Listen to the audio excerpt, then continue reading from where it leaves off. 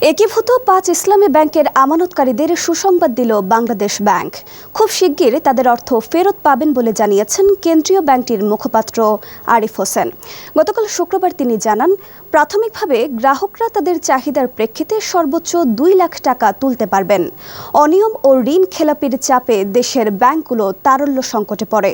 এর মধ্যে সবচেয়ে বেশি সংকটে পড়ে 5 ইসলামী ব্যাংক। এই বিপদ কাটিয়ে উঠতে সংকটাপন্ন এক্সিম ব্যাংক, সোশ্যাল ইসলামী ব্যাংক, ফার্স্ট সিকিউরিটি ইসলামী ব্যাংক, গ্লোবাল ইসলামী ব্যাংক ও ইউনিয়ন ব্যাংক একত্রিত করে সম্মিলিত ইসলামী ব্যাংক পিএলসি গঠনের অনুমতি দেয় বাংলাদেশ ব্যাংক। তবে ব্যাংকগুলো একীভূত হলেও গ্রাহকরা এখনও তাদের পাওনা দাবির সম্পূর্ণ অর্থ ফেরত পাননি। এমন অবস্থায় সব জটিলতা দূর করে একীভূত 5 ব্যাংকের গ্রাহকদের আমানত ফেরত দেওয়ার প্রক্রিয়া চালু হচ্ছে বলে আশ্বস্ত করেছে বাংলাদেশ ব্যাংক।